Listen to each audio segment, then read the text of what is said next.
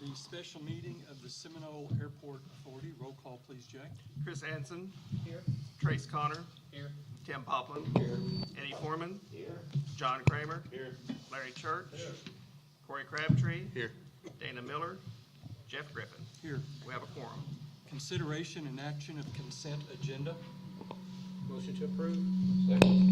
Roll call, please. Chris Anson. Yes. Trace Connor. Yes. Tim Poplin. Yes. Eddie Foreman. Yes. John Kramer. Yes. Larry Church. Yes. Corey Crabtree. Yes. Jeff Griffin. Yes. Motion passes. With no items removed from the consent agenda and no appearances or petitions from the audience, I would entertain a motion for adjournment. So moved. All those in favor, aye. Aye. Those opposed, like sign. Motion passes. With that, we'll move on to the special meeting of the Seminole Gas Authority. Roll call, please. Larry Church. Here. Tim Poplin. Here. Corey Crabtree. Here. Dana Miller. Trace Connor. Here. John Kramer. Here. Chris Anson. Here. Eddie Foreman. Here. Jeff Griffin. Here. We have a quorum. Consideration and action of consent agenda. So moved. Second. Roll call, please. Larry Church. Yes. Tim Poplin. Yes. Corey Crabtree. Yes. Trace Connor. Yes. John Kramer. Yes. Chris Anson. Yes. Eddie Foreman. Yes. Jeff Griffin. Yes. Motion passes. With no items removed from the consent agenda and no appearances or petitions from the audience, I would again entertain a motion for adjournment. So moved. Second. All those in favor, aye. Aye. Those opposed, like sign. Motion passes. We will move on to the special meeting of the Seminole Municipal Authority. Roll call, please. Corey Crabtree. Here. Eddie Foreman. Here. Tim Poplin. Here. Dana Miller. Larry Church. Here. Chris Anson. Here. John Kramer. Here. Trace Connor. Here. Jeff Griffin. Here. We have a quorum. Consideration and action of consent agenda. So moved. Second. Roll call, please. Corey Crabtree. Yes. Eddie Foreman. Yes. Tim Poplin. Yes. Larry Church. Yes. Chris Anson. Yes. John Kramer. Yes. Trace Connor. Yes. Jeff Griffin. Yes. Motion passes. With no items removed from the consent agenda and no appearances or petitions from the audience, I would entertain a motion for adjournment. So moved. Second. All those in favor, aye. Aye. Those opposed, like sign. All right, motion passes. We will call to order the special meeting of the Seminole City Council. Roll call, please, Jay. Tim Poplin. Here. Corey Crabtree. Here. Larry Church. Here. Trace Connor. Here. Chris Anson. Here. Eddie Foreman. Here. Dana Miller. John Kramer. Here. Jeff Griffin. Here. We have a quorum. Please stand for the Pledge of Allegiance. Salute. I pledge allegiance to the flag of the United States of America and to the republic for which it stands, one nation, under God, indivisible, with liberty and justice for all. Corey, would you lead our prayer, please? Dear Heavenly Father, we thank you for today. God, I thank you for everyone in the city of Seminole. God, I ask that you would bless this meeting, bless our decisions and our discussions. In your name we pray. Amen. Do we have a sign-in sheet for? Thank you. We'll move on to consideration and action of consent agenda. Motion to approve. Second. Roll call, please. Tim Poplin. Yes. Corey Crabtree. Yes. Larry Church. Yes. Trace Connor. Yes. Chris Anson. Yes. Eddie Foreman. Yes. John Kramer. Yes. Motion passes. With no items removed from consent agenda, we'll move on to appearances or petitions from the audience. Our first is Jackie Dill, if you'd please come up to the mic.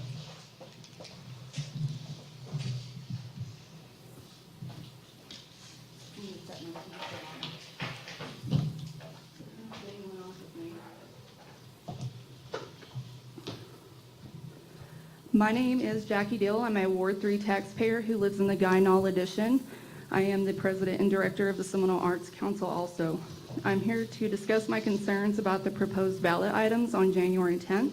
The two items are to extend a 1-cent sales tax and to reallocate a 4% hotel tax from the Tourism Council to the city's management.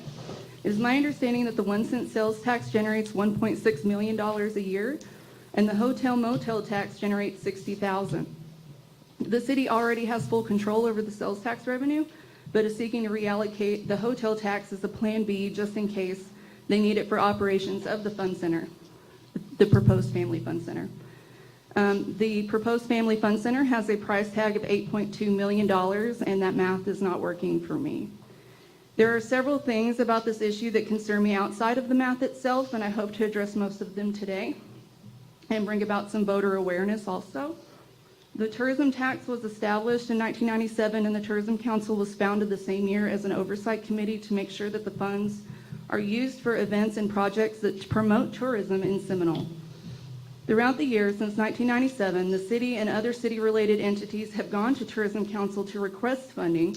These entities have included the City of Seminole, the Wellness Center, SEDC, the Jimmy Austin Golf Course, the Seminole Communities Foundation, which I recently realized is not with the city, and more.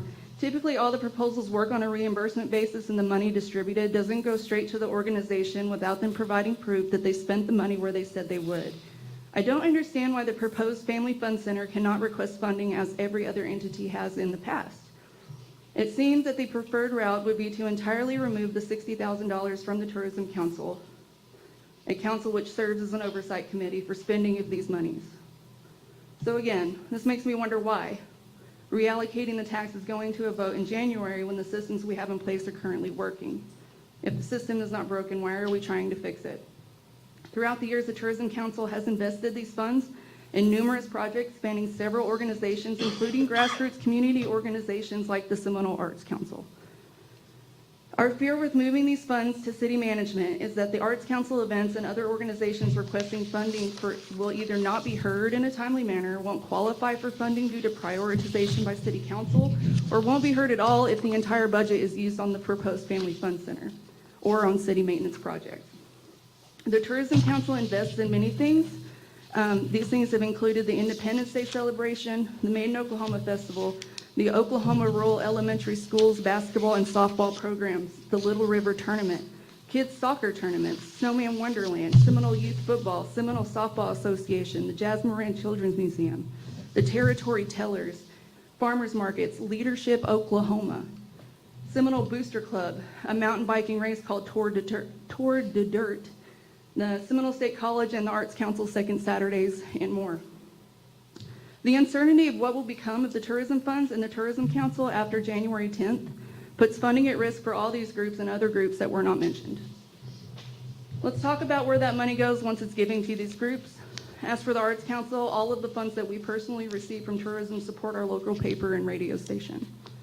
All of the funds we've received from tourism were direct reimbursements for local advertising. I know we are not the only group who requests funds for this reason. Is there any concern for the livelihood of our local paper or radio station if tourism funding was no longer available for groups to advertise their projects in Seminole?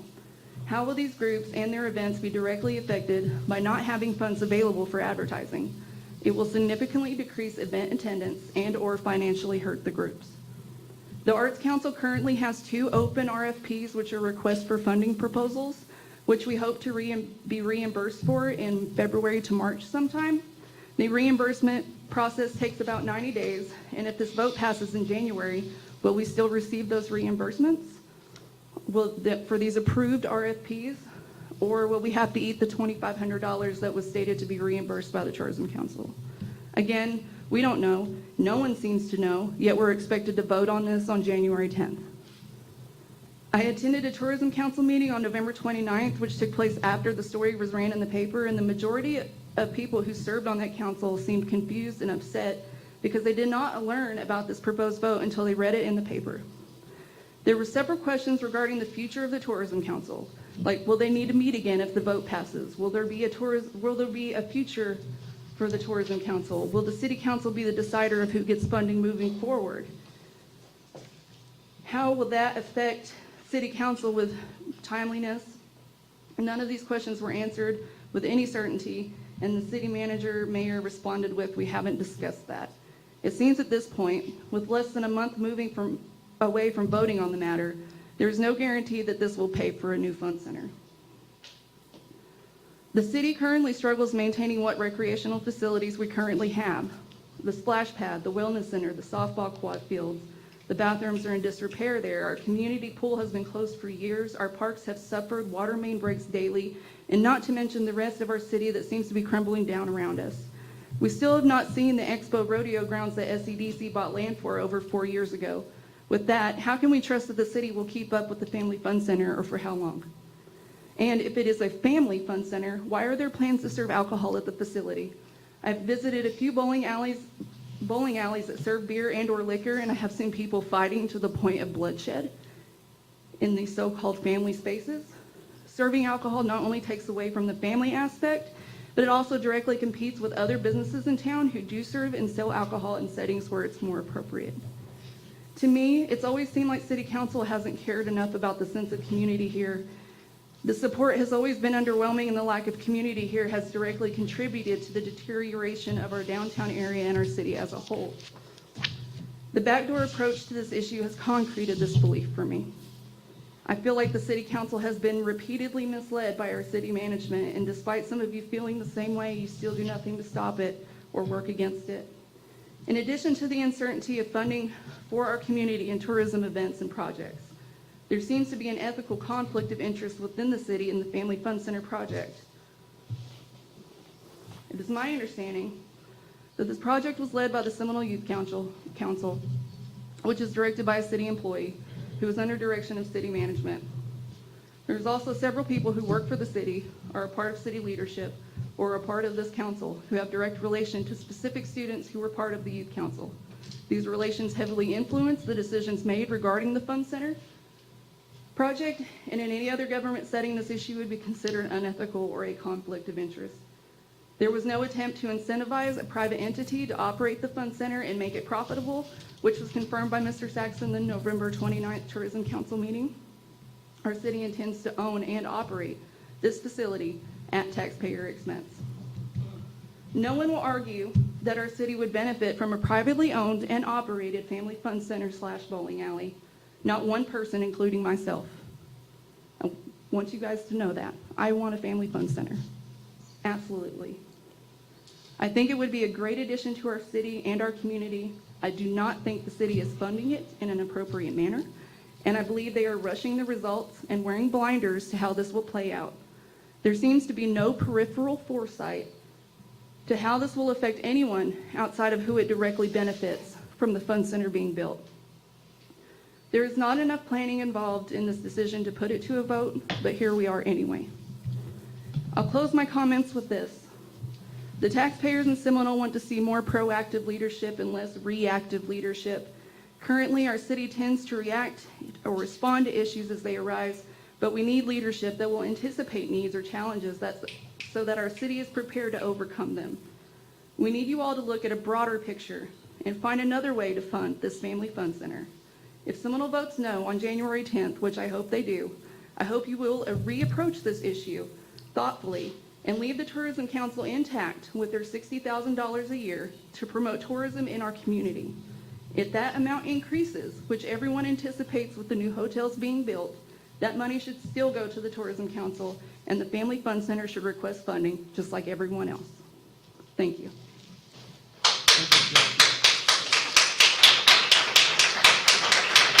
Our next guest is Amber Carter. Amber, if you would come up and, She signed up just in case. okay, all right. But ditto, absolutely, 100%. Then is it Miranda, is it Cotton? Yes. I signed up for the same raising your hand. Okay, thank you. A lot to say. In fact, you said it all. With there. that, we'll move on For the to rest of the taxpayers. presentations. We have a PowerPoint presentation by Sharon Emmett regarding city grants. I'm gonna ask you to table that. Okay.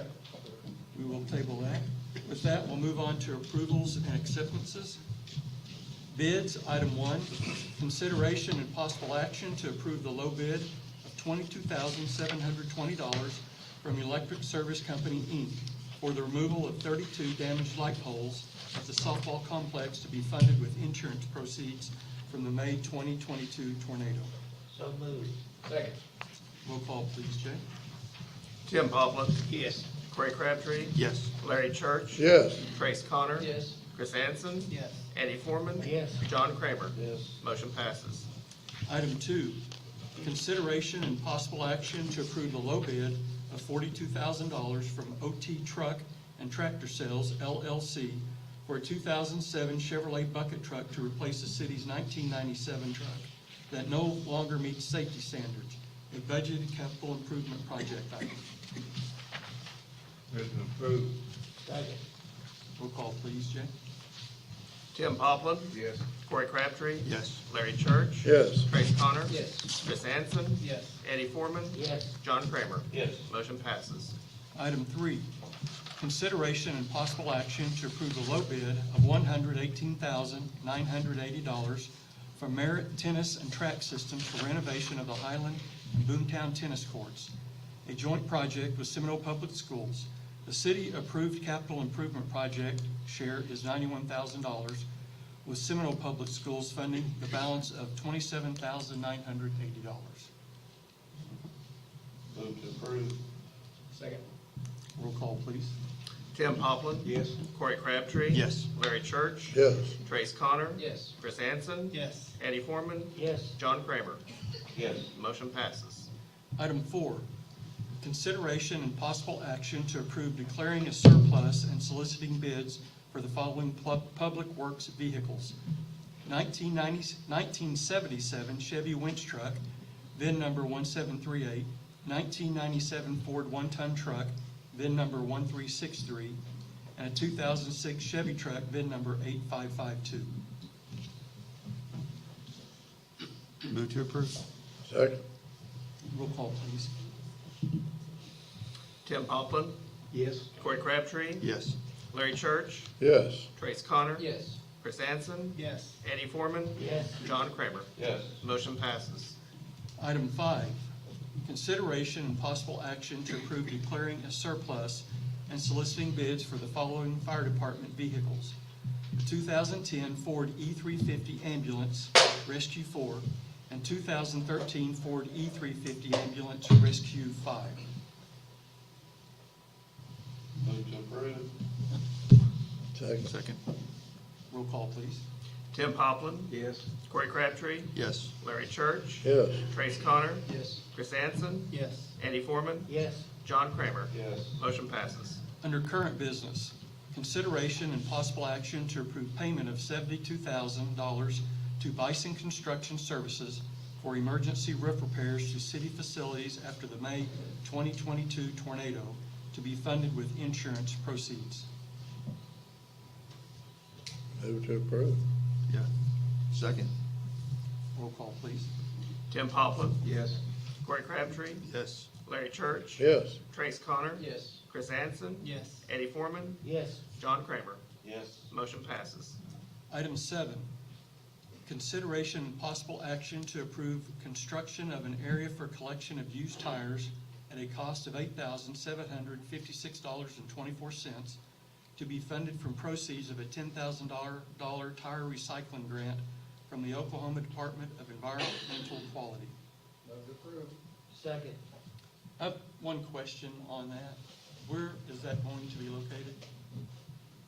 Just so everyone would be aware. It'll be on Main Street behind Public Works. Thank you. And we had a motion and a second. Yes, sir. Tim Poplin. Yes. Corey Crabtree. Yes. Larry Church. Yes. Trace Connor. Yes. Chris Anson. Yes. Eddie Foreman. Yes. John Kramer. Yes. Motion passes. Item 8, consideration and possible action to approve acceptance of a SENA grant of $2,500 to purchase chairs at the Heritage House. Move to approve. Second. Roll call, please. Tim Poplin. Yes. Corey Crabtree. Yes. Larry Church. Yes. Trace Connor. Yes. Chris Anson. Yes. Eddie Foreman. Yes. John Kramer. Yes. Motion passes. Item 9, consideration and possible action to adopt and dedicate easements for streets and utilities within the Good Hope Road Industrial Park as requested by the Seminole Economic Development Council.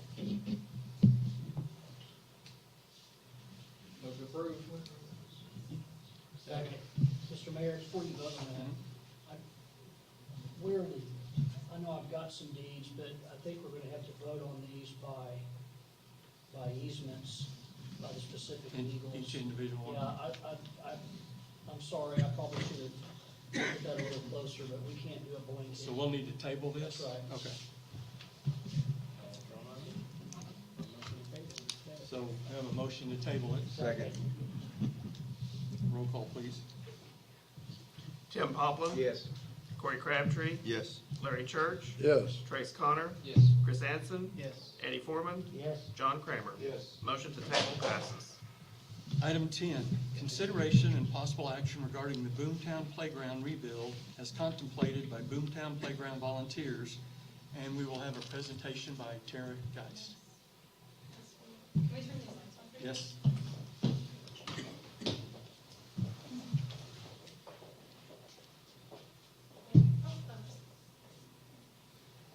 Hopefully you guys can see, maybe you can slide around, can't see very well.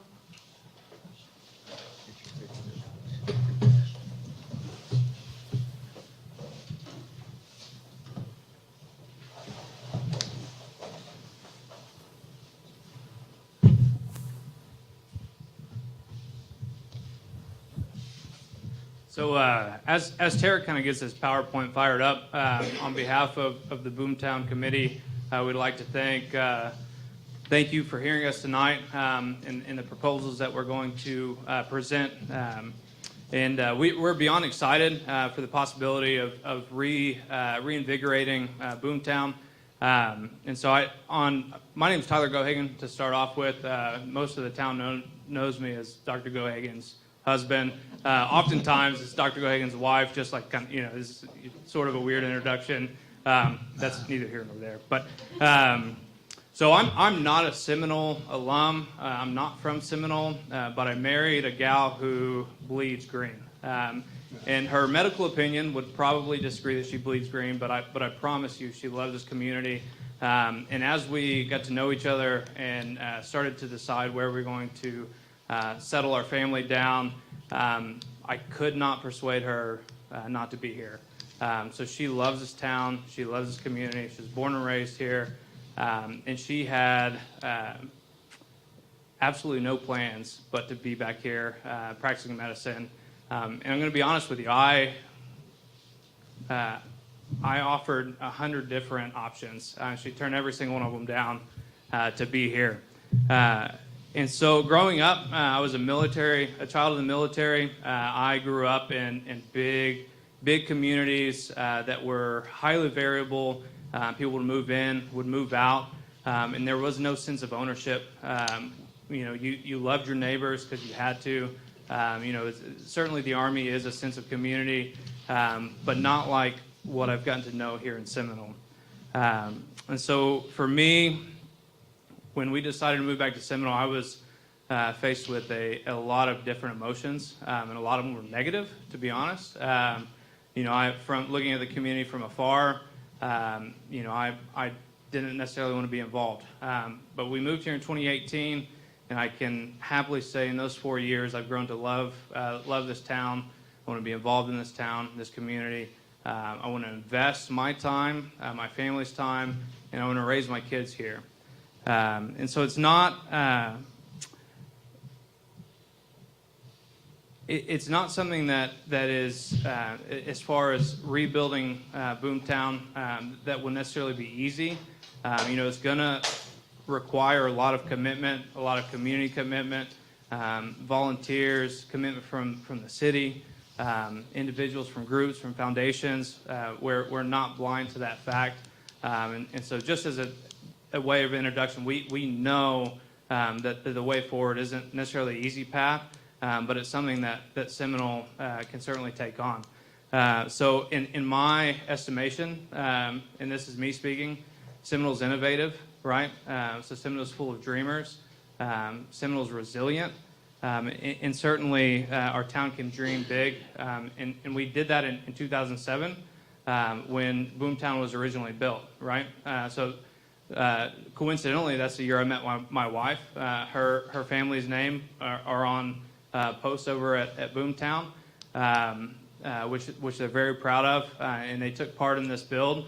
And the original Boomtown was a community build, right? So it took months and months to plan, to fundraise, to get everything together.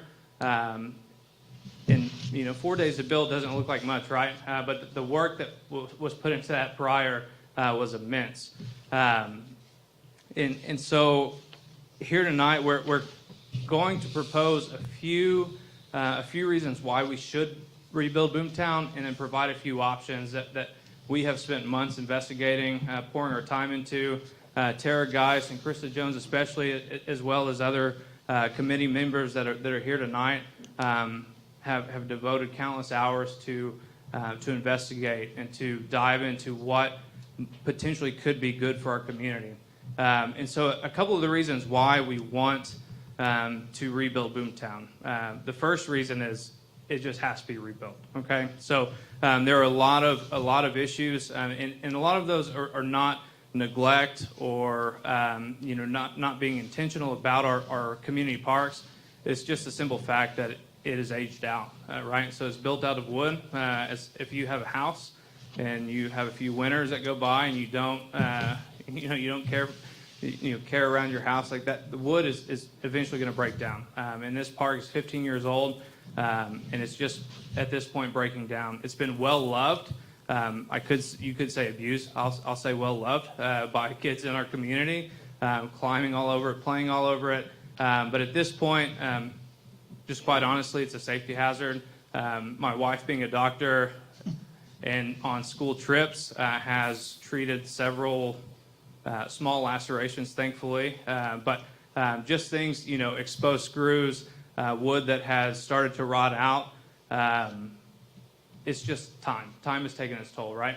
And then, that little thing that happened back in May certainly didn't help, right? The tornado did some subsequent damage.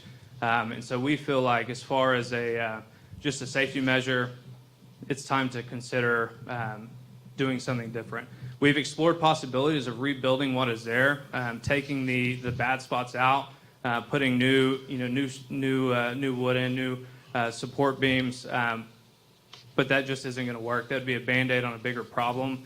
In the committee's estimation, that just isn't feasible. We have several pages of studies that have been done, and that, in our estimation, just wouldn't be a great idea. What we're going to be proposing today, all of the playgrounds that you'll see are all inclusive play. So basically what that means are kids of all abilities can play on this playground. So kids that may be wheelchair bound, that have certain disabilities, along with able-bodied kids can play together, can interact together, and there's no limitations to that. A big component of what we've been looking at, and consequently a lot of the cost, is going to be the surface. So right now we have mulch. If you have a kid in a wheelchair or a kid who may be on crutches or anything of that nature, it's just not feasible for them to play on that surface. It's not safe, and it's not something that parents are able to do. And we've heard stories of parents who have kids with certain disabilities who have to travel 60, 70, 100 miles away for their kids to be able to play on a playground. And so something that we're going to be presenting tonight, all three options that you'll see are all-inclusive playgrounds. And the one thing about driving through Seminole, and especially for me, when I first moved to this town, the thing that you see driving up and down the highway is Boomtown. It's a main fixture, something that everybody sees, and the playgrounds you'll see tonight are no different. And so I could talk all night, but I'm not going to. I know everybody's got dinner plans after this, so I'm going to go ahead and turn it over to Krista Jones. Thank you, Tyler. Okay, first off, I'm going to talk to you about what is a destination playground.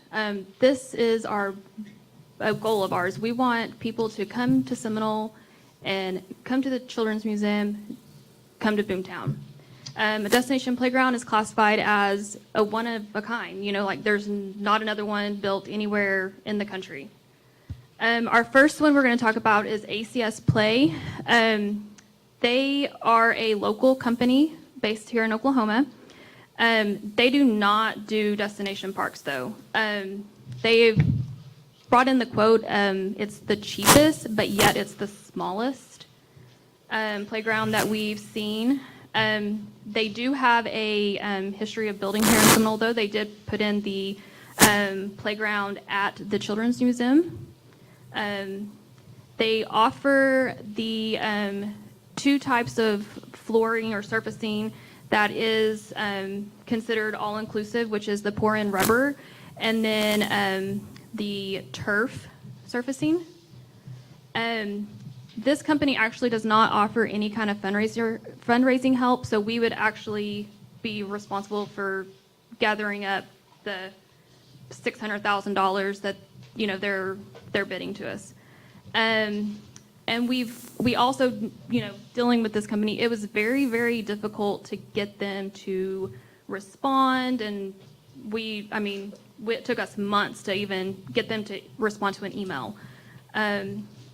So our next one here, so these here are like renderings. So these are the bids that they sent in. So this is kind of just showing what Boomtown could be if we went with this company. So our next one is,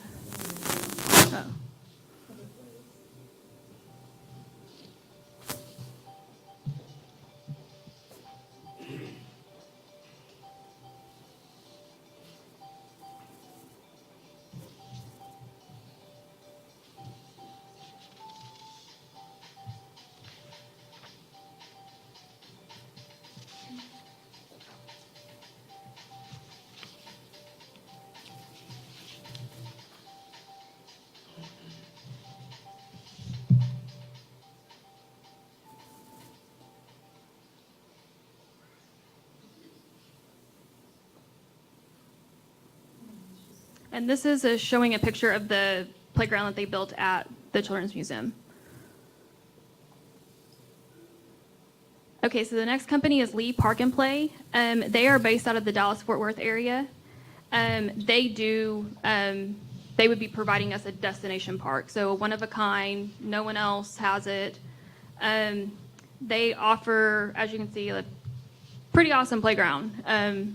All sorts of, slides and little, we have a, 2 to 5 year section there, and then a, up to the older, 12-year-old kids right there in the bigger section. They have built several playgrounds like in our surrounding areas of like Missouri, Arkansas, Texas. They don't really have, I think we found one, and it was like in Lawton that they've built here in Oklahoma. So not a lot that, is local to us. One thing that this company does is they use the Little Tikes components. So it's basically, they're building it for the parts from Little, so they're calling up Little Tikes saying, hey, this is my playground, put these, I need components to fit into where that, get to each section here. They also offer both the pour-in-place rubber as well as the turf, which makes it all-inclusive. This company also will help us with fundraising at an additional cost. And we actually did meet with the company that they use, and they were awesome. They created the company to get these towns to have inclusive play because their children are handicapped and disabilities, and they weren't able to play at like at Boomtown now. Like, you can't play there if you're disabled in any way.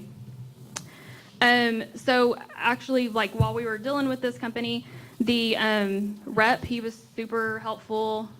He'd call us up, say, hey, what else do you need from us, and would meet us, do Zoom calls with us or, whatever. So this bid came in around $680,000.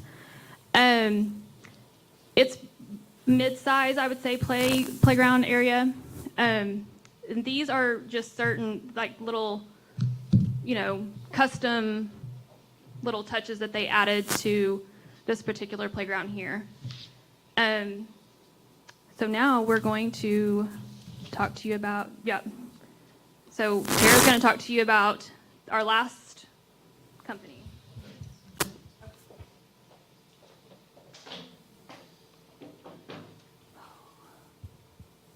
Okay, so the last company that we visited with has been by far the easiest company to work with out of all of them that we visited with. They're called Game Time, and Steve Saxon actually found them for us at a convention or something like that he attended in Tulsa. It was a company we had not spoke to yet, so we were actually able to meet with them. They brought in one of their higher up reps from Nebraska, or Kansas actually came down and met with us. So what they're proposing is by far the most expensive playground. It's ranging from $750,000 to $950,000. The reason why it's on the higher end is because they added a ton of custom features that we did not ask for, but they wanted to show us what we could actually do. So in this playground, you have the 2 to 5 area, which is down here. You have the 5 to 12, or 5 to 12. They added in zip lines. They have like everything you can imagine. They even have, it's in this picture up here, it's what they've learned that for children, they're across the whole spectrum. Like even, I think my son's not on the spectrum that we know of, but he does get completely overstimulated, and it's a quiet mound. So there's not a whole lot of these quiet mounds going in yet. This is like a new added feature, so that was something that was not in our original quote when we originally talked to them. So this is kind of cool. All of the colors can be changed. They just throw all that stuff in, so everything can be done. Like some of it, they have like the Chieftain logos and some of this stuff, and I'm like, well, if that's another $100,000 more, I don't know if we need it. But it's pretty cool. They do offer the pour and play. Their pour and play is by far the best one that we've seen. The reason for that is because it's about this thick. It does has to be poured at a certain temperature. It has to sit for like 24 or 48 hours. It was really cool. They threw in some oil spots down there because we know we want to keep the original Boomtown. This company even suggested the entrances to keep our original sign, but to raise it about 4 or 5 feet up in the air and use that as our entrance into the playground, assuming that we partner with this company. It was really cool. The things that they had to offer, they can offer fundraising, which is really nice. They'll help us figure out how to get grants, help write grants. They'll come down and help throw fundraising parties and help pay for it. It was pretty neat getting to chat with them. It was a really good find by Steve. So that's kind of what this one would look like. What's on our next slide?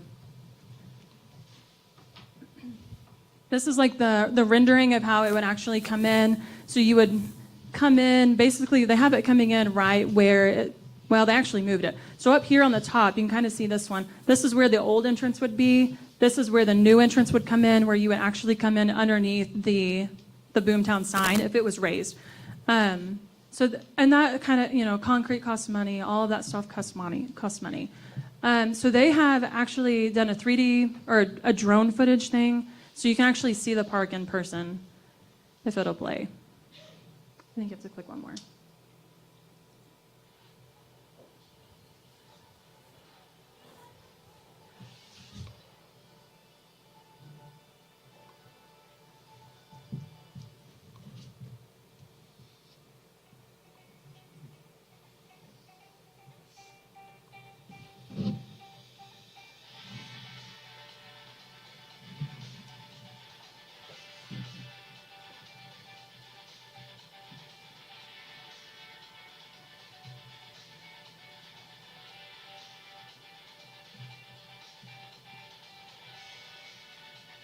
One thing that we did ask for was shade.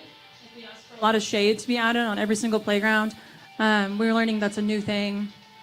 And you can kind of see, like on the seesaw thing, like there's all kinds of things. This is a new version of the merry-go-round, but you can actually sit a wheelchair on there and lock them in, and they can still participate. We've heard, researching this over the last, since March, however many months that is, we've learned that at BLS, they have a child that can't even play on their playground because they don't have access to it.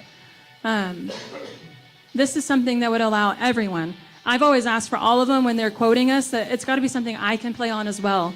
Like my 4-year-old wants me to play with him too. The zip line has 2 components to this one. So like you can have a chair and then you can have a regular zip line thing. It was pretty neat. And all of these components we can add to, we can take away. They're kind of cool. And obviously all the colors can change. The flooring can be a different color than blue. And this will actually fit right on top of where we are currently located. We figured we had about 10,000 square feet to work with, and so each one of them kind of played in there. And that's the younger area. We did want to have a separate play for both. just because we've seen little ones get ran over. This was something new that they added so that it's actually cheaper. We can just go off a higher end of the back of the playground, and they can come straight in and actually get up to the higher spots to slide. This company actually offers 2 transfers, so it's part of their build. So like if a child is in a wheelchair, they can pull right up to the slide.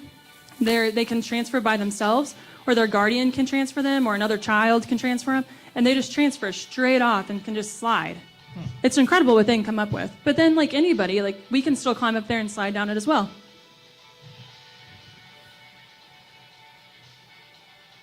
These little drone things give us good footage though, so you can kind of see it all.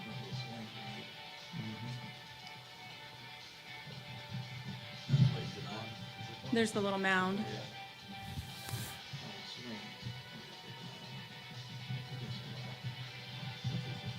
And they have the adaptive swings. A good friend of ours actually requested us to have one of these swings, like right here, because for the first time in her child's life, who's 3 years old, they went to one in Norman, and they got to swing on like that, and she actually got to participate, because she won't be able to walk or anything like that. So they were able to sit her in it, and then our friend was able to actually swing with her, and she said it was the most amazing thing. So she's like, if you can get one of those in your park, whatever you build, I request that. So we added that one. So that's a little bit about Game Time. So they built Ruby Grant, which the Willises are a huge fan of this playground. This is in Norman. They built this one probably in the last 5 to 6 years. It's pretty basic. It's pretty easy. They say it's a wonderful playground. We have not played there. And so I wanted to show you this one. And then if you go to the next slide, this is actually the Jinx Aquarium. So they built their playground as well. So you can kind of see more of the detail. This is what they were adding in that cost a little bit more. Of that added features. Ruby Grant doesn't really have that, but this one does. And I've had several friends go up and play on this playground, and they all love it. The cool thing about all these playgrounds is they're commercial grade playgrounds. So it's not like something you're gonna go buy from Lowe's or Costco or Sam's. They do all have phenomenal warranties on every single one that you choose. They just vary. Like Game Time offers a lifetime warranty on the metal pole structures. And then it's like a 10 or 15 year warranty on the what's it called? No, the slides, like all the plastic features, all of that kind of stuff. So this is just a little bit of an overview of each one of them. We tried to find somebody local just because we thought that made the most sense. Leathers, which was a company we visited with, who was the original builder, they were charging us $250,000 in shipping because it was coming from New York. So we thought, well, one way to lower costs is to have it shipped local. So ACS is out of Oklahoma. They have an office here. Lee Park and Play office is out of Texas. Game Time has an office here. You can kind of see their price range. They range from $580,000 to $950,000. Game Time can help with fundraising. Lee Park and Play can help with fundraising. ACS does not have that ability. Lee Park and Play and Game Time can both offer destination parks, meaning that they won't build another one like it in the U.S. They'll all be different. They all three offer the pour and play, and they all three offer turf.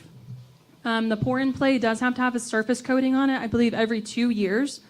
And if you don't know what I'm talking about, the pour and play, it's just like at the wellness center. And their little area, that spongy floor that's in the play area, that's a pour and play. And so they probably know too. You have to coat that stuff every so often just to keep it up to looking nice, I guess, and to protect it. The turf does have to be sanded, and that has to be sanded every so many months.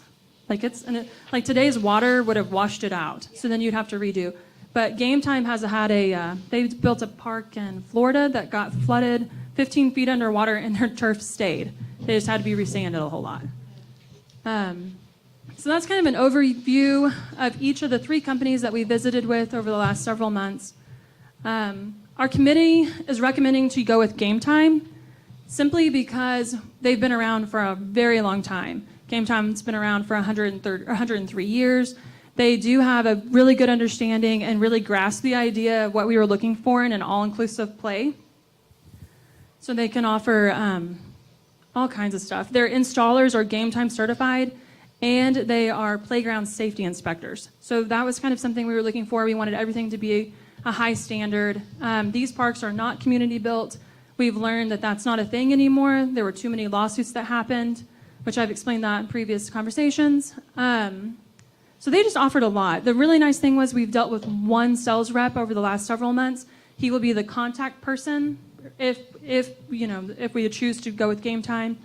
Their warranties are great. The replacement parts is really great. So they actually offer this bolt in place, which not all of them do this, so it's bolt direct. So like if our slide has to be replaced in like 5 or 6 years for who knows what, and say it has 4 parts and that's how it's screwed in, the new slide has the exact same 4 holes. So the maintenance crew or whoever it is, just unbolts it, bolts it in, and you're not making new marks, you're not making all of that stuff.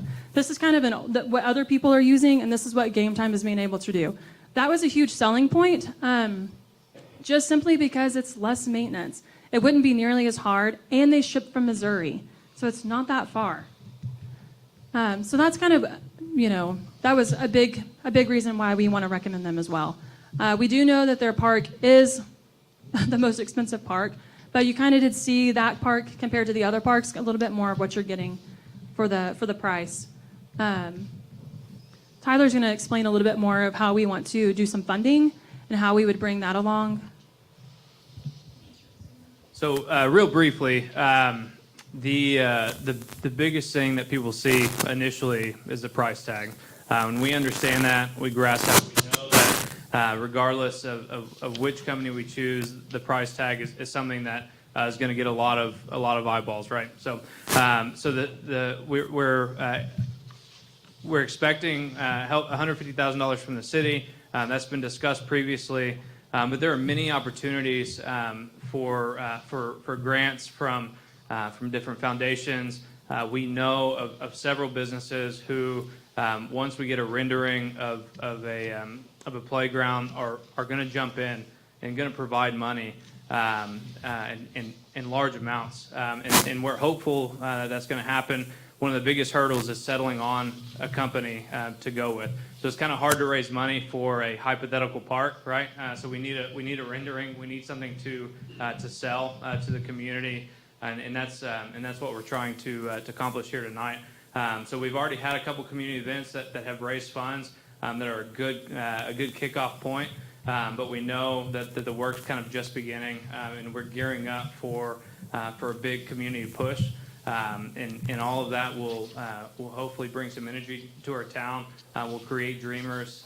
We'll have people who maybe have been a little stagnant, and this is something that they can grab onto, and we can pull those people back into the fold and get them excited about Seminole. And so yeah, so a lot of funding opportunities. This would be, I think, the 3rd or 4th ADA compliant playground in the state. That's the destination playground. So that's a big talking point, and something that we can be proud of. So communities our size aren't supposed to have these types of playgrounds, but we believe it's a possibility, and we're excited to make it happen. We're excited for your support, and we're excited to answer any and all questions, whether we can answer those tonight or not. But we're looking forward to kind of moving forward and getting this thing going. So. Thank you very much for the presentation and the hard work that everyone on the committee has done. I know it takes time, a lot of research to be able to even present something like this. Would you mind turning the mic down? So I have a question. So one of the recommendations I heard was Game Time. And you said that it ranges in price, but I think for everyone to understand, and you said it the other night when we were one of the fundraisers, but the size of it compared to the current Boomtown playground size. So all 3 of the playgrounds that are being proposed, they would all 3 fit in the same spot. The smallest, so Game Time actually would sit and can hold anywhere from 150 to 250 kids at one time of play. So that takes up the whole area. So that doesn't mean you're going to fit 250 kids standing, on there, but the whole surface area allows them to play everywhere, and it can hold. We asked for something that it could at least hold about 150 to 200 kids, just simply because we understand that we have a lot of schools that come here for field trips or like end of the year trips or things like that. So you got to think about 4 or 5 classrooms playing at one time. So that was something we asked for as far as size. Now the ACS would be a little bit smaller, but Game Time, there was a ton of places you could play on that one. They offer quite a bit. And the cool thing about Game Time too is like maybe we can't afford to buy all of the components right now, but they can fit our floor for them. So maybe we can't afford to buy the zip line, but we can have the floors fitted for it in the spot so it would just be open. Well, maybe next year we can buy it. So then we can buy it and they can install it if we already have it geared for it, which was something that was interesting that the other ones didn't really offer. Other questions from council? All right, so the said consideration and possible action. Well, we don't really have a true action to take, but I will say, and if we do, then we can. You know, I like your recommendation.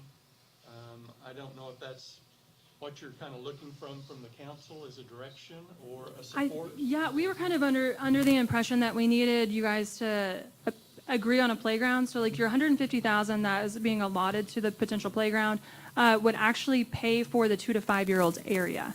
So that would be something that we could say, you know, this is what the city of Seminole paid for. So that was kind of where the other ones they didn't really break it down that way. So we would just pick components that would make that 150 that would equal that for all of them. But they actually planned that whole one for the city to be able to purchase that one. So when we went to dedicate or put the names or whatever, that area could actually say, you know, it was a city of Seminole thing. I think we're going to find out in a moment if we need Yeah. to. Okay.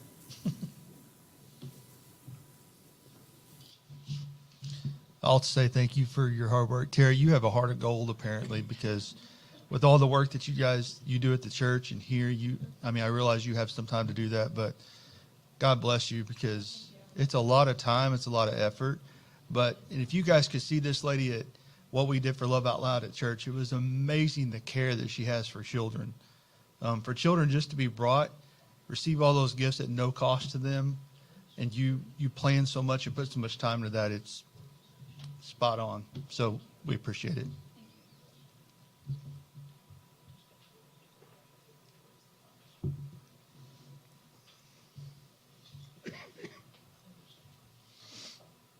I said game time too.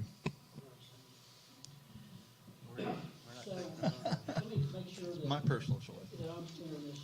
You need the city to approve a design so that you guys can go forward and start raising all this money, right? That's how we were, Right.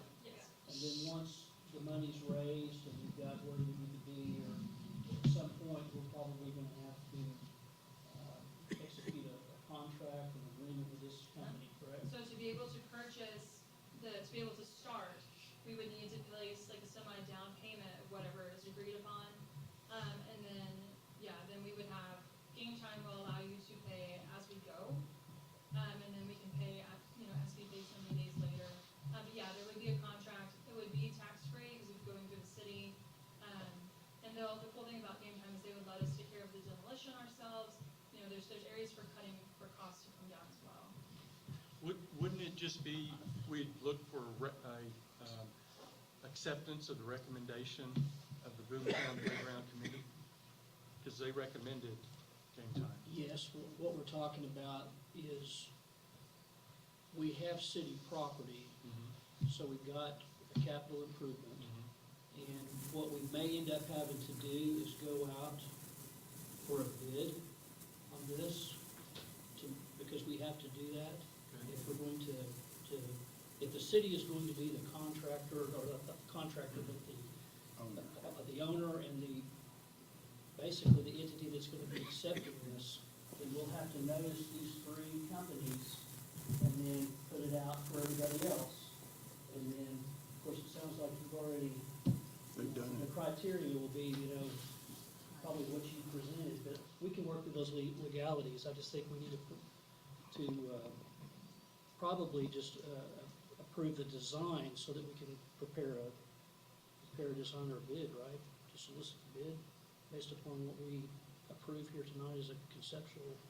I think you would, to be equal, if they like the Game Time, then it would be based on those concepts. Those And would go out parameters, to- correct. Yeah, I agree with Brad. What I'm struggling with is the Competitive Bid Act.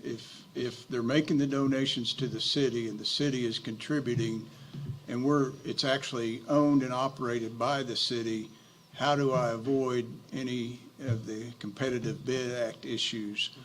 I almost want to put those back in a package and seal them as bids and then, 21 days from now, open it as a bid. But obviously, we can't do that. How did we do it back when we did Boom Town the first time? I don't remember going out for bids, but we did it, we raised money. I mean, the city's part was basically the land, and it had some city labor, but then the entire amount was fundraised. The city didn't put any money into it. All the materials were donated on that, and we didn't have to go out for any bid. And the labor. And the labor. if we're not paying for the entire thing, do we still, if we're only doing 150 or whatever it ends up being, it's nowhere near what the actual bid would be.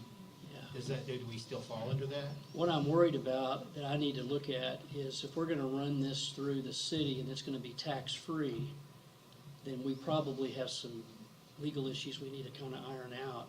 But I think tonight, we need to approve of the concept, because if we don't approve the concept, we don't have anything to put a bid together, for. So their proposal was to accept the concept provided by Game Time. Right, then we can look at going And out. go out for bids that compare to that design. I think that keeps us in compliance, it's transparent, keeps everything clean, and we don't have any problems down the road. We can explore maybe looking at an organization or something like that to take it on, but if we're contributing money for it, I just don't think we're going to be able to get around it. Okay, so the real beauty of it being a city park is the liability. So because Oklahoma's law only allows, especially on playground facilities, up to $50,000. So if we put it in the hands of somebody else, their liability policy is going to be much higher, right? So it stands to reason that we continue to own and operate it. I'm just trying to figure out how we put a bid packet together with all the Game Time specs. So could you do it just for the 150,000, just for the 2 to 5?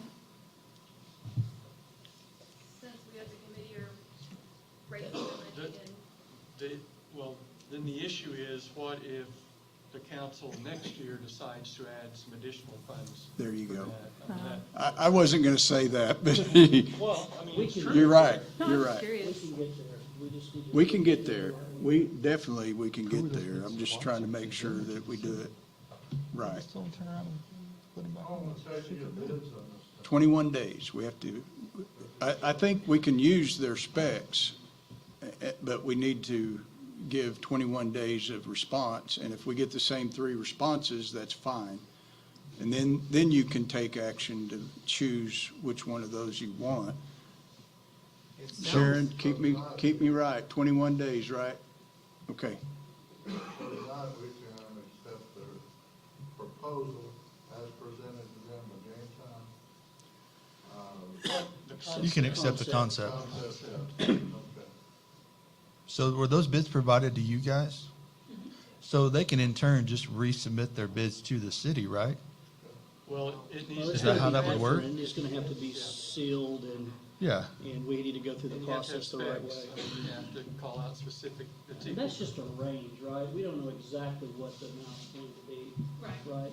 Yeah, because like each one of them, you can add and subtract, you can, yeah, it's just at the high end, like in the perfect world, what would that be for Game Time? Question there. Yes. And we don't even have to. If you take bids, I mean, we're not comparing apples with apples or oranges with oranges. I mean, we got 3 totally different. I mean, how you gonna, we don't have to take the lowest bid. You just have to get bids and say we want the most expensive. Right, So- I believe what you did is you asked them for Certain things. bids on parks. There was not anything necessarily equal the same thing provided to them. We told them that we wanted an all-inclusive play, we wanted pour and play or turf flooring, which those are alone are going to cost you $175,000 just for the floor. We told each one of them that we had 10,000 square feet to play space to work with. We wanted inclusive play and to build us a dream park, what they could put in our space. So we have the criteria, we just need to put it So do we need together. to, Probably approve the concept and get a A dollar more amount? specific, and then let them look at it, and then move forward. Right, Steve? I'm thinking. should we Well, I get, mean, we should we don't give them a dollar amount? Because it's really No. not fair for, We're going out for bid. well, I know, but if you're going out for bid, to be fair, everybody would have to be bidding the same thing. Everybody's not bidding the same thing, so. Yes, we told got- each one of them to do, that the city was going to be bidding for $150,000. That city would be allotting $150,000. So build us into what your 150 would go. So like the other two playgrounds said that the flooring would cover for that 150 from the city's component. Where Game Time actually said, don't worry about the flooring. The city can actually build the play space that's 2 to 5. Like it actually came in at 149 and change or something like that. They said that would build that 2 to 5 year old area. So that's kind of what we were looking at, but then, then the committee's got to make up the rest of that through grants and funding.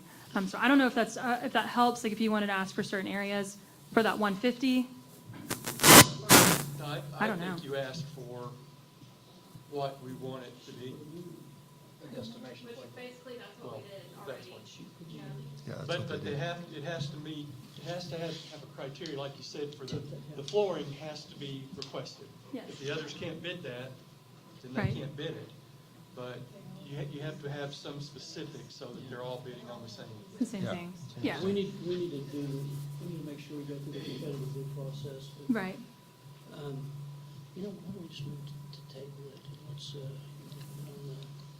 the research and make sure we do it the right way. Tara, in order to do your fundraising, let's say the council took action tonight to say, boy, we love the idea of all-inclusive play at 10,000 square feet. We loved your presentation. What keeps you from using the Game Time visual to go raise the money? What keeps us from using it? Yes. Well, if that's the one that we wanted to choose, that everybody's agreed on, then we would showcase that one. If we don't have anything, then I'm not going to go show, I'm supposed to speak at Rotary tomorrow. If we don't have a playground to show them, I'm not going to debut it to the city yet. We don't want to mislead the community. Yeah. The people that are going to be, Could you repeat that? We don't want to mislead anyone, so we want to show the actual playground that's going to be built. So nobody's actually seen these until tonight outside of the committee. Because I don't want to say, I haven't even showed my 4-year-old. I don't want to show him and then him be like, well, we didn't get that, or we didn't get this, because I promise you he's going to notice. So we wanted to keep it just to the 7 of us in our group, and then we wanted to share with you guys tonight. So if we don't come to an agreement on anything tonight, then we won't debut these to anybody else until we have an actual So, playground to present to these All people. right, I think, first of all, everything you showed was compelling. That was fantastic. My concern is, and I'm going to get with Brad offline, but my concern is that, somewhere in the law, I think if the city puts out for bid a project, they must have an appropriation ready to go.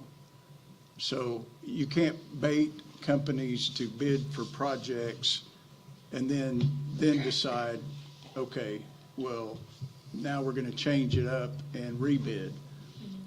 And I think that law is there to prohibit that. So I don't know that if I bid it out tomorrow, that 21 days from now, we're going to have the money to actually receive bids and open them legally. But I do think it would be okay for the council, Brad, check me. I do think it would be okay for the council to say, absolutely everything you did is within what we are hoping for. And if you use any of those three, we're gonna be behind you 100%. We're not obligating anything to that. You're giving them direction so they can go out and do what they need to do. We can come back and at some point and allocate the funds. So what'll happen in that case, if you guys take action and say, hey, we're in favor of everything you're doing, and we approve this project of rebuilding Boomtown, what will happen eventually, Tara, is once the money is raised or very close to being raised, including if there are any additional appropriations from the city, then we will have to go out for that 21-day public improvement bid process. Even if it's broken into phases? That's what I was gonna ask him. Could you put in the bid packet that this may be done in phases? Yeah. So they're aware of that when you get the bid back, you're not necessarily firing it off right then. Yeah. The problem you have with that is when you have let's say $1 million project that you know is gonna be $1 million project, and you break it into phases to, some people do that to try to circumvent the Competitive Bid Act. That's right. You'll get blasted for that. So we've got to make sure that we do it, the right way. And I don't want to take anybody down the wrong path tonight, but I do think you're correct. If you want to approve the concept of what they want to do, we will go forward and we will make it happen one way or another. This is kind of a, throw it out here tonight. But does that help you, Tara?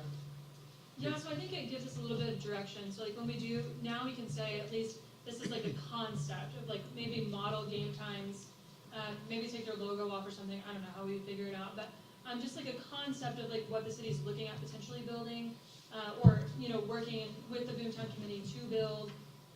That way, when we go talk to these foundations and stuff like to help bring this money in, we can't just go to them and be like, oh, we have an imaginary playground somewhere. We need to show hardcore evidence of what we're actually doing. I think the more appropriate, really probably the best way to describe it is we're going to take this playground and put it together with something equivalent to this. Yes. With this price tag. And I think that's what we're doing here. And then we'll figure out how to make that. That's what we can do. Did you say that That's like what you were saying is that we can improve the concept, and that will imply Support from the upper end on how much it's going to cost. Instead of being For them, don't you got any problem with that? So that'd probably be the. I don't have any issues with that. I like your motion, man. I mean, if it doesn't get there, we'll come right back and do it a different way. Well, What, so you, we were talking about phases. Did you say they could pour like the base separately? That would be like the first thing to do, and that was roughly $175,000. Could we not like go out and that be what we pay for, and then let them fundraise the rest through the community foundation or something? And then that way, we get that bid, we can commit to that and getting that done because we have that appropriated. So the state, Only on the amounts of money that. yeah, so what was happening, the competitive bid, 250,000, right? Yeah, 250,000, it may have raised last year though. 250. So what was happening is communities were going out and bidding phased projects at 249.9, so that they weren't really taking bids, they were just going out there and circumventing the Competitive Bid Act. So last year or year before last, they really wrenched it down so that those phases are really frowned upon, and they overdid it, as they typically do sometimes, is they went too far, so that a phased project really is hard to do. Even if we're not doing all the phases ourselves?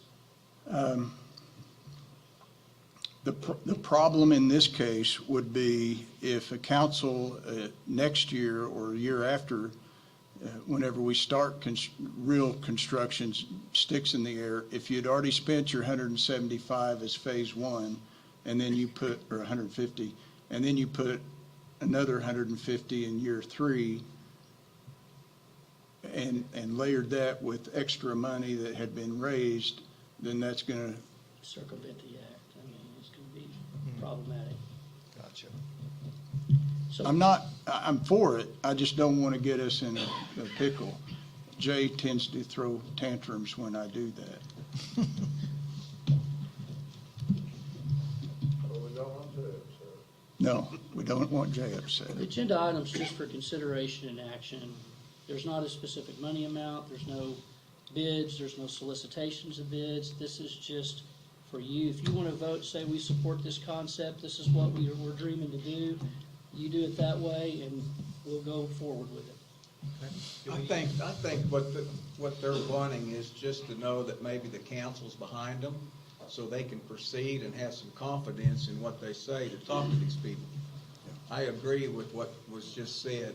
Let's approve the concept, give them the council's okay to continue and bring more information back to the next meeting or whenever we do it.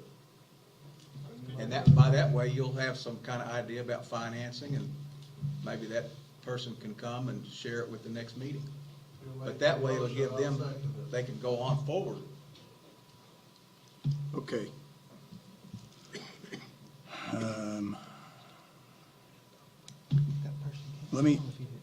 Give me 20 seconds to think for a second. Motion would be to adopt. So what if,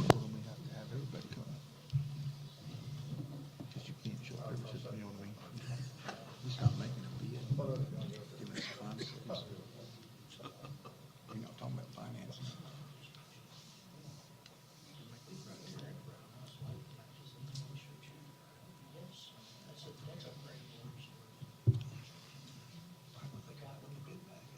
That the funding can be provided from private and public enterprise. but we would actually be, Yes.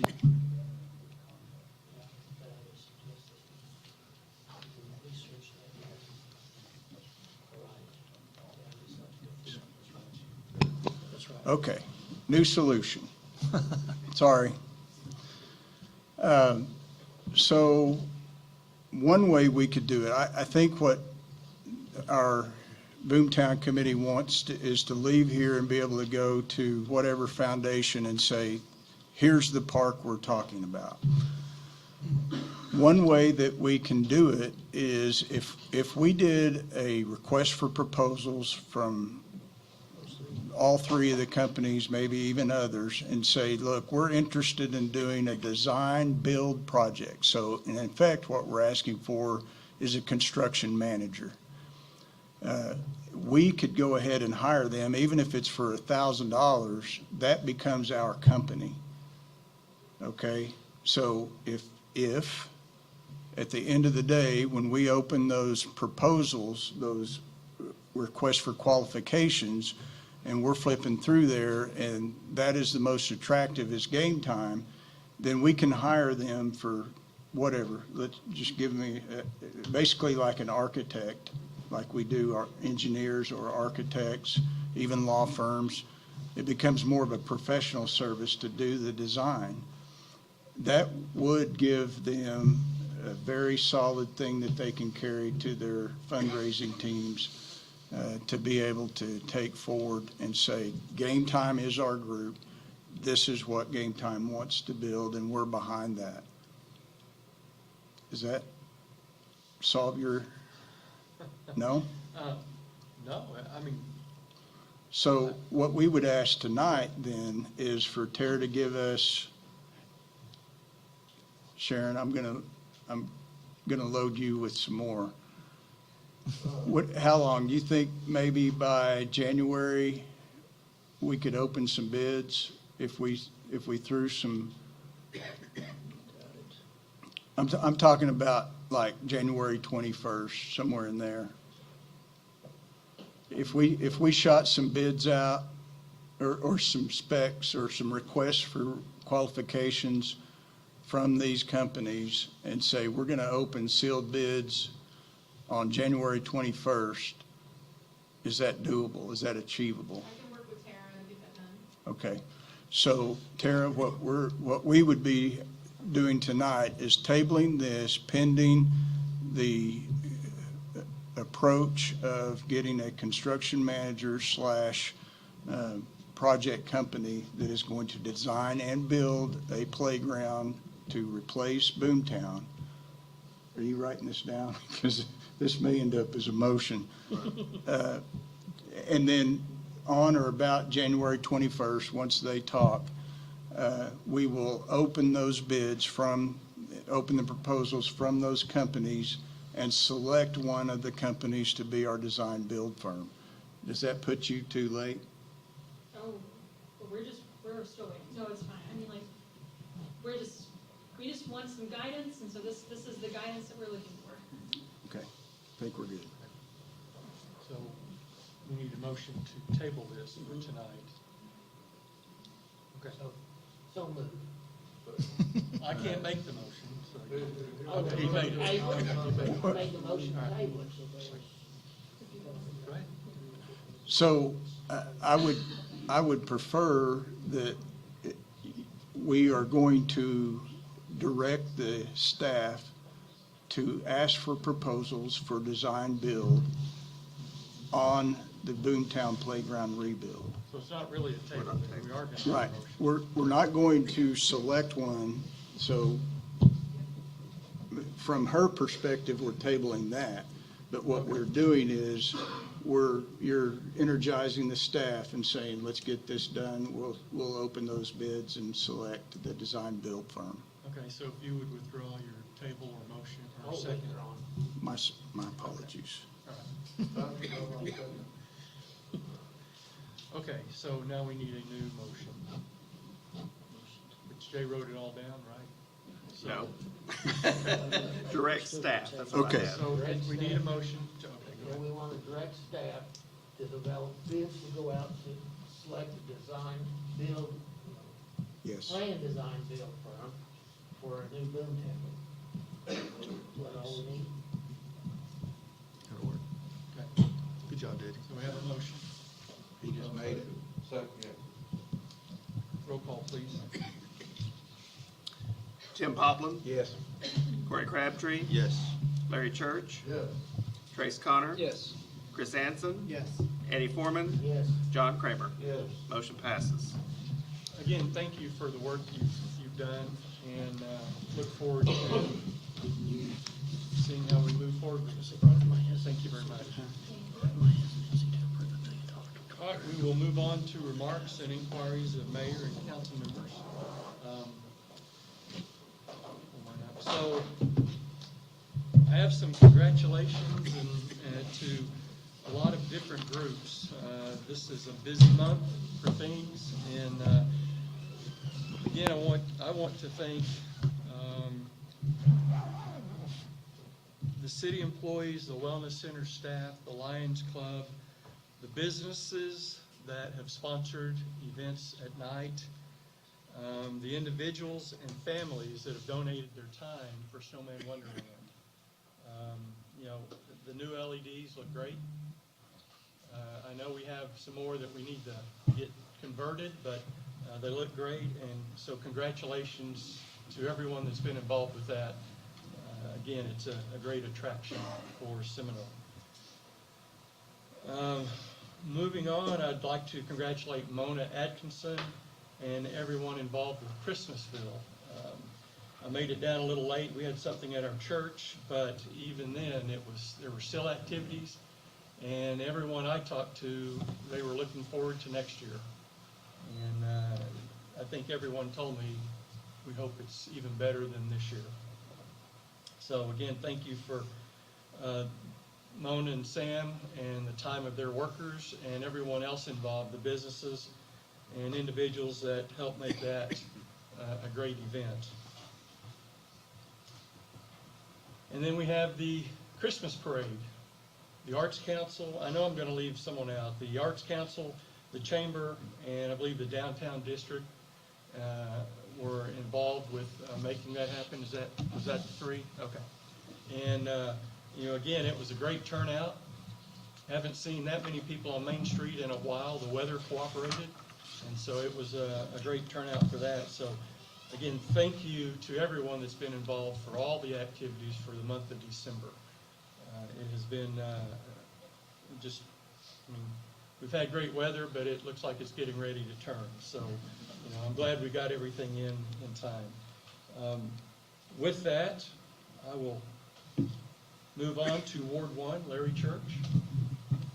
Well, when I first came here, it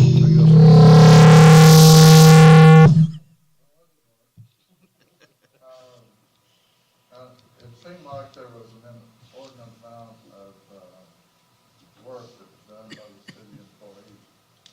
And so I was expecting that there was going to be this giant staff, maybe fill up half this room, but it's 1, 2, 3, where'd the fourth one go? Maybe 5, and then the heads of the department. It's incredible. Just incredible what happens in Seminole. So thank you. Thank you. We'll move on to Ward 2, John Kramer. No, the Christmas parade, everyone did a really good job. And Merry Christmas. Thank you, John. Ward 2, Eddie Foreman. Nothing today, Mayor. All right, thank you. Ward 3, Tim Popley. I just wanted the girls, they've already left, but they did a great job. I know they spent a lot of time on all that research they've done on the Boomtown, and there's a lot of other people that works with it too, but we'll get her done, hopefully. We need a lot of people's support out there for some financing. Maybe that'll come around when they see a concept. So I think the council's all behind it and ready to kick the football. That's all I got. Thank you. Thank you, Tim. Ward 3, Corey Crabtree. Everybody stole my comments. I had them written down. Thank you. But besides for that, Merry Christmas, and thanks everybody for your support. Ward 4, Chris Hansen. I'd just like to thank everybody who's doing all the work to make our town so festive this time of year, and I thank people for the work on Boomtown Park. I'm excited to see that get replaced, but I gotta admit, it's a little bittersweet. It was 16 years ago, there was a group of us that started this project, and didn't think we were ever gonna get there, but we made it, and, it does age. I was thinking back, and my youngest at the time that we were, one of our driving forces for building it was turned 1 year old, I think the week of the park build, and now he's 16, so, anyway, but, I appreciate that, thanks, and Merry Christmas, everyone. Thank you, Chris. And Ward 4, Trace Connor. Pretty much everything's already been said. Just want to tell everybody Merry Christmas, and thanks a lot for the effort y'all put into the Boomtown Playground. It'll be a fantastic deal for Seminole. Thank you. All right, thank you. Move on to the reports from our city manager, Steve Saxon. So, just want to let the city council know that the employee Christmas party is going to be Friday at 11:30 a.m. at the Reynolds Wellness Center. You're more than welcome to come. If you don't mind, check in with me in case I need to post a social agenda. So if we expect to have a quorum, we'll post a social agenda. Certainly no business will be conducted there, but it is something we want to do for the open meetings requirement. So Friday, 11:30, we'll be glad to feed you as well. I want to apologize for the location. The tornadoes kind of thrown us for a few loops, but one of them is the fact that we've been able to meet at the Wellness Center now since May, and we're hopeful that we're going to get back into our normal routine very soon. But I've got to say how fantastic our staff is. They kind of rallied and made it acceptable. So thank you for being patient with us. I got a chance in between meetings to go to the Santa Paws down at the Wellness Center and at the Snowman Wonderland. Pretty cool to see all the dogs and all the owners, and how each owner feels like their dog is by far the best looking dog in the group. It was pretty cool. Shout out to our storm suppression team, also known as our storm spotters. They rolled out of bed this morning about 4:45 or so, and went out and suppressed that storm from hitting our area again. So Good job to those guys. I do want to tell you, we've got, for those of you, most of you have never been in a courtroom, so I'll tell you that City Hall actually has a very nice courtroom that operated as a district court for years. And it kind of sits unused most of the time. Brad and our judge and a few of our staff go up there and hold traffic court, et cetera, municipal court. And that's usually Wednesday from 8 to 10 or 11. So the rest of the time, it just sits there. So with what's going on with the Seminole Nation and their prosecution, we've talked to them about maybe being able to use that. I'm great with it. So I think we're going to probably be bringing back an interlocal agreement or something to you guys. But in the meantime, we're just going to let them use it. And those are our people, as far as I'm concerned. And so they're trying to renovate their own courtroom out at the Meckasukie Mission, but we're gonna be good partners in this. So if you see traffic going in, you're wondering what's going on, that's probably what it is. So hot off the presses is the Canadian Valley fiber optics contract. You'll be seeing that probably at our special meeting on December the 27th. So if you don't have that on your calendars already, we are going to have a special meeting on December 27th. That will also be where you hear from your tax increment finance group. If you're not familiar with that, we shorten that to TIF. The TIF group, who is trying to put together the financing package across from the high school for the streets, the water, the sewer, all that. They've been working a lot of hours putting that, both the project plan and the economic development agreement. They're two separate lawyer documents, but they've gone through it line by line, and I think we're very close. Had the public hearing earlier. The first public hearing, the second public hearing will happen on the 27th. So please try to make a point to be here on the 27th. What time is that going to be? Do you know yet? We haven't posted. 5:30 is what you did. Yeah, I think Yes, it's 5:30. it is 5:30. Yeah. So And is there an SEDC meeting before that too? that will be, on Monday. That's on Monday? yeah, that'll be following, Not that Monday. because they'll have to approve both the plan and the other thing. So let's say 5:30, but I'm kind of thinking that may be the public hearing for the TIF group. And then I think we can meet immediately following 6:30 or 7. So the 27th, 6:30 or 7. And I'll let you know that real fast, real quick. Canadian Valley. So as the project begins to mature, if you haven't seen the dirt moving across from the high school, you're probably going to be surprised what you're seeing. We're seeing a lot of track hose, a lot of concrete being poured on streets. We're about ready to have the bore go under Highway 9 for the sewer. The water, of course, is going to be coming from the Kelly Haney Center side. So everything is going well. So far, we've worked very well with our partners at Tri-County Rural Water District.